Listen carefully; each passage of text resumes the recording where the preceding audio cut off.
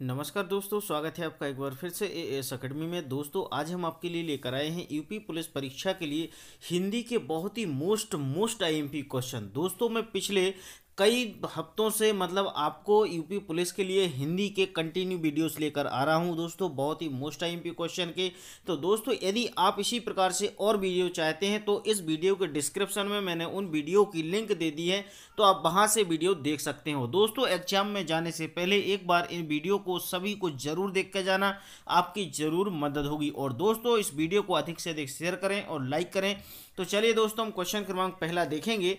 दोस्तों पहला क्वेश्चन है, हिंदी भाषा में सतत और व्यापक आकलन का उद्देश्य यह माना जाता है कि, कहने का मतलब कि हिंदी भाषा में सतत और व्यापक आकलन का जो उद्देश्य है वह यह जानना है, इसका क्या उद्देश्य है। बच्चे क्या नहीं जानते, इसका यह उद्देश्य है क्या। बच्चे किस तरह की त्रुटियां करते, यह उद्देश्य है क्या। बच्चे कैसे सीखते हैं, यह उद्देश्य है क्या। बच्चों को अगली कक्षा में प्रोन्नति किया जाए, इसके लिए ऐसा है क्या। तो दोस्तों इसमें हिंदी भाषा में सतत और व्यापक आकलन का उद्देश्य हिंदी भाषा में जो अच्छा आकलन करना, उसका मुख्य उद्देश्य यह होता है कि बच्चे किस तरह की त्रुटियां करते हैं। तो ध्यान रखा जाता है कि ये ध्यान रखो आप कि बच्चे किस तरह की त्रुटियां करते हैं। तो ऑप्शन नंबर सेकंड आपका आंसर सही हो जाएगा, यानी ऑप्शन नंबर बी। यदि हम इस प्रकार की कॉपियां या कुछ भी चेक करते हैं तो हमें पता चलता है कि बच्चे गलतियां करते हैं, उस हिसाब से हम बच्चों के बुद्धि का आकलन कर पाते हैं। तो ऑप्शन नंबर सेकंड आंसर सही होगा।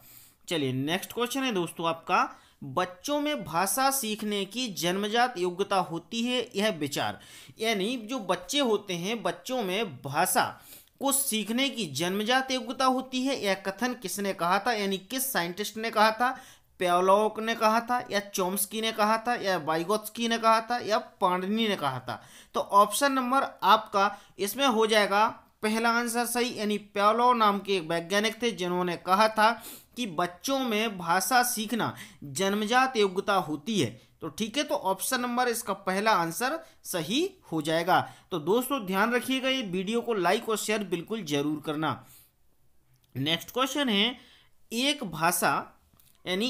भाषा शिक्षक के रूप में आपका क्या दायित्व है। कहने का मतलब है यदि आप एक शिक्षक होते तो आपका दायित्व क्या बनता। तो पहला ऑप्शन है दोस्तों, बच्चों को भाषा सीखने का समृद्ध वातावरण उपलब्ध कराना। आप बच्चों को भाषा सीखने का समृद्ध वातावरण उपलब्ध कराते क्या। बच्चों में सीखने के तरीके के बारे में जानना ताकि उसी के अनुरूप शिक्षण कार्य संपादित किया जा सके। बच्चों द्वारा की जाने वाली त्रुटियों के कारण पहचान करते हुए उपयुक्त उपचार करना, या इनमें से सभी।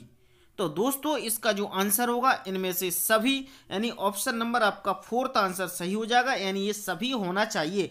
क्योंकि हम बच्चों की वातावरण को भी देखते हैं, इसमें हम बच्चों को ये भी समझते हैं कि इनकी किस सब्जेक्ट में रुचि है, एक ऐसा पढ़ना चाहते हैं, उन सभी चीज़ों को ध्यान में रखते हुए यानी ऑप्शन नंबर फोर्थ, यानी ये सभी आंसर आपके हो जाएंगे। ठीक है, चलिए दोस्तों नेक्स्ट क्वेश्चन है आपका, बच्चे अपने सामाजिक सांस्कृतिक परिवेश से अर्थ ग्रहण करते हैं यह विचार है। यानी यह किस साइंटिस्ट ने कहा था कि बच्चे अपने सामाजिक सांस्कृतिक परिवेश से अर्थ ग्रहण करते हैं।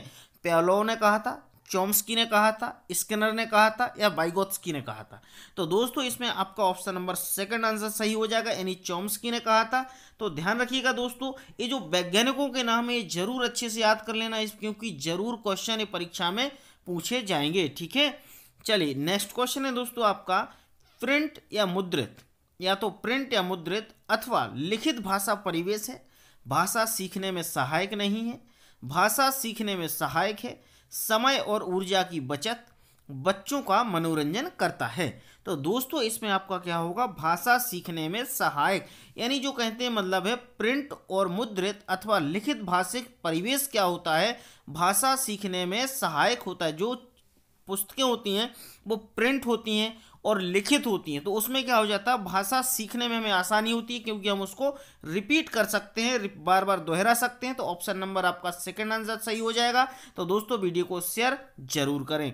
चलिए क्वेश्चन क्रमांक पहला है दोस्तों, नेक्स्ट है, व्याकरण शिक्षण की आगमन विधि है, यानी व्याकरण है जो शिक्षण की आगमन विधि है, यह क्या है, नियम से उदाहरण की ओर जाते हैं या उदाहरण से नियम की ओर जाते हैं या सूत्र कंठस्थ कराते हैं या पाठ्य पुस्तक का प्रयोग करते हैं। दोस्तों कहने का मतलब यह है कि व्याकरण शिक्षक की जो आगमन विधि है यह क्या है। तो दोस्तों हमेशा जो आगमन विधि में पहले हम उदाहरण देते हैं और बाद में हम नियम की ओर जाते हैं। तो ऑप्शन नंबर आपका कौन सा हो जाएगा, ऑप्शन नंबर कौन सा आंसर सही हो जाएगा, जरा आप सोचिए इसमें कौन सा है, जरा बताइए मेरे को।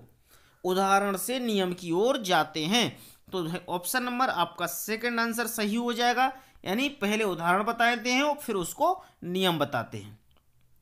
नेक्स्ट क्वेश्चन है आपका, भाषा के आधारभूत कौशल, यानी जो भाषा के आधारभूत कौशल हैं एक क्रम से सीखे जाते हैं, अतः अंतः संबंधित हैं, विद्यालय में ही सीखे जाते हैं, अंतः संबंधित नहीं होते हैं। दोस्तों ध्यान रखना ये विद्यालय में ही सीखे जाते हैं, तो ऑप्शन नंबर थर्ड आपका आंसर सही हो जाएगा।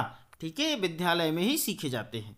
नेक्स्ट क्वेश्चन है आपका, हिंदी भाषा सीखने में पाठ्य पुस्तक सहायक है, साधन है, एकमात्र संसाधन है या इनमें से कोई नहीं।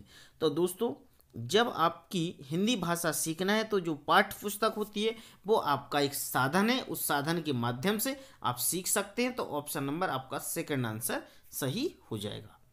चलिए नेक्स्ट क्वेश्चन है आपका, सुमित्रा जब भी प्रश्न का उत्तर देने के लिए खड़ी होती है वह बोलने में हकलाने लगती है, इसका कारण है, इसका कारण क्या है, उसे बोलना नहीं आता, आत्मविश्वास के साथ बोलने की योग्यता नहीं रखती, औपचारिक स्थितियों में बोलने में वह मनोवैज्ञानिक दबाव महसूस करती है, या आपके सभी आंसर सेकंड और थर्ड दोनों सही हैं। तो दोस्तों इसमें आपका आंसर कौन सा हो सकता है, औपचारिक स्थितियों में बोलने में वह मनोवैज्ञानिक दबाव महसूस करती है इसलिए वो प्रॉपर तरीके से नहीं बोल पाती है। तो ऑप्शन नंबर थर्ड आंसर आपका सही होगा। चलिए नेक्स्ट क्वेश्चन है आपका, सुमन की मातृभाषा भोजपुरी है, वह हिंदी वाक्य लिखते समय अक्सर ने का सही प्रयोग नहीं करती, इसका संभावित कारण क्या हो सकता है। सुमन हिंदी भाषा नहीं जानती, ये तो कारण हो नहीं सकता। वह लापरवाह है, ये भी नहीं हो सकता। वह ध्यान से नहीं लिखना, यह भी नहीं हो सकता। यह उसकी मातृभाषा का प्रभाव है, जहाँ बोलते समय अक्सर आवश्यक स्थितियों में ने का प्रयोग नहीं किया जाता। ये उसकी मातृभाषा हो सकती है कि वहाँ पर ने का प्रयोग ना होता हो। तो ऑप्शन नंबर फोर्थ आपका आंसर सही हो जाएगा। चलिए नेक्स्ट क्वेश्चन है, द्रौपदी का पर्याय नहीं है। अब द्रौपदी का जो पर्याय नहीं है वो कौन सा नहीं है, यहाँ पे द्रुपदुष्टा, राज्ञसेनी, फिर आपका पांचाली, फिर आपका रमणी। तो ऑप्शन नंबर आपका फोर्थ आंसर सही हो जाएगा, यानी रमणी द्रौपदी का पर्याय नहीं है। ठीक है, ध्यान रखना रमणी नहीं है। नेक्स्ट है आपका, सही शब्द है ईर्षा, ईर्ष्या, ईर्ष्या और ईर्ष्या। तो इसमें दोस्तों जो आपका ऑप्शन नंबर होगा वो फोर्थ आंसर सही होगा। ठीक है, तो दोस्तों वीडियो को शेयर कर दीजिएगा। चलिए नेक्स्ट क्वेश्चन है आपका, कष्ट का अर्थ है, कष्ट का अर्थ क्या, खेद, शारीरिक असुविधा या दुख या शोक। तो मतलब जब हम कहते हैं यार मुझे थोड़ा सा कष्ट हो रहा है, मतलब शारीरिक असुविधा हो रही, तो ऑप्शन नंबर सेकंड आपका आंसर सही हो जाएगा। ठीक है, चलिए नेक्स्ट है आपका, दो पहाड़ों के बीच खाली स्थान को क्या कहते हैं। जैसे अपने दो पहाड़ होते हैं, उन दो पहाड़ों के बीच में जो बीच का रास्ता होता है उसे घाटी या उपत्यका या जमीन या इनमें से कोई नहीं, उसे हम घाटी कहते हैं। तो ऑप्शन नंबर पहला आंसर आपका सही हो जाएगा। चलिए नेक्स्ट क्वेश्चन है आपका, निम्नलिखित में से कौन सा सही है, निम्नलिखित में से कौन सा सही है। वह टका सा उत्तर देता है, वह टका सा प्रश्न करता है, वह टका सा जवाब देता है, इनमें से कोई नहीं। तो दोस्तों इसका जो सही आंसर होगा क्या होगा, क्या होगा बताइए जरा, सोच के देखिए। तो यहाँ होगा वह टका सा जवाब देता है। तो ऑप्शन नंबर थर्ड आंसर आपका सही हो जाएगा।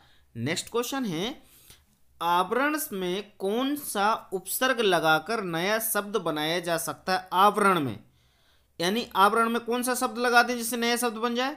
नी लगाएंगे तो नियावरण हो जाएगा, और नी में निवारण हो जाएगा, पर्यावरण हो जाएगा और पर्यावरण हो जाएगा। तो दोस्तों हम इसमें क्या लगाएंगे बताइए? हम लगाए इसमें पर्यावरण, तो ऑप्शन नंबर इसमें हो जाएगा थर्ड आंसर आपका सही हो जाएगा, यानी हम परी लगाएंगे तो पर्यावरण हो जाएगा। ठीक है, तो वीडियो को शेयर जरूर करें। ठीक है, ध्यान रखिएगा दोस्तों।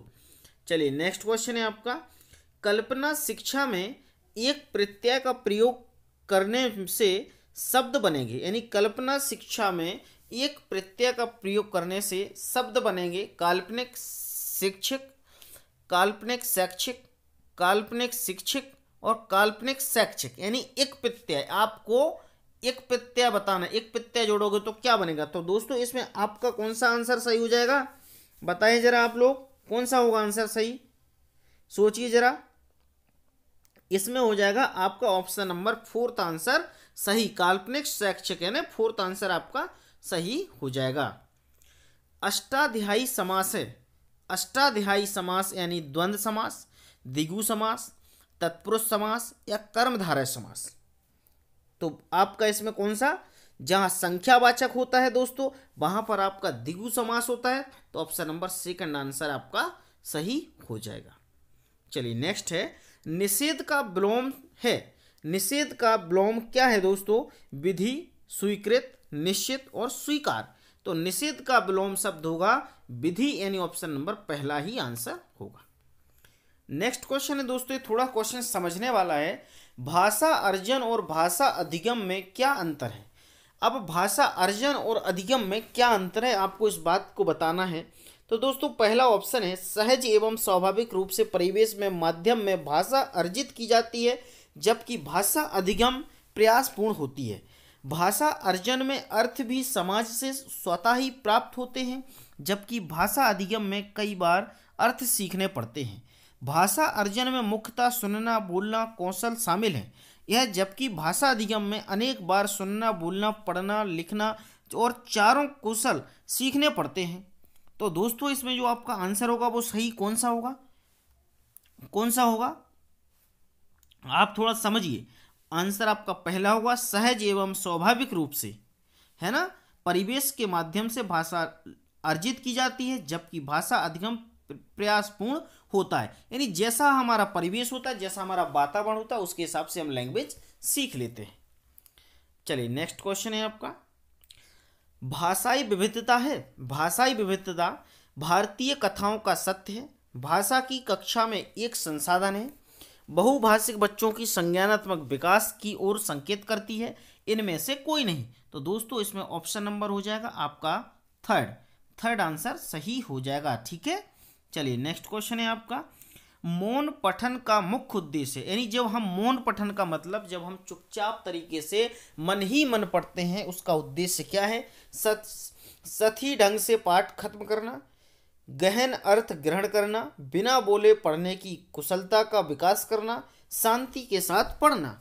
इसका दोस्तों सही आंसर क्या होगा जरा सोचिए आप लोग। जब हम मौन तरीके से पढ़ते हैं मतलब उसका हम गहन अर्थ ग्रहण करते हैं, तो ऑप्शन नंबर सेकंड आपका आंसर सही हो जाएगा। चलिए नेक्स्ट क्वेश्चन है आपका, निम्नलिखित में से कौन सा पठन का प्रकार नहीं है। सास्वर पठन, मौन पठन, अर्थ पठन और द्रुत पठन। तो दोस्तों इसमें जो आपका सही आंसर होगा क्या होगा, क्या होगा जरा जल्दी बताइए। आप लोग सोच रहे हैं, मैं इंतजार कर रहा हूँ, जरा बताइए क्या हो सकता है, फिर भी एक बार सोच लें आप लोग। इसका आंसर होगा दोस्तों अर्थ पठन, यानी ऑप्शन नंबर थर्ड आंसर आपका सही हो जाएगा। ठीक है, वीडियो को शेयर जरूर कर देना है ना, अपने तक मत रखना।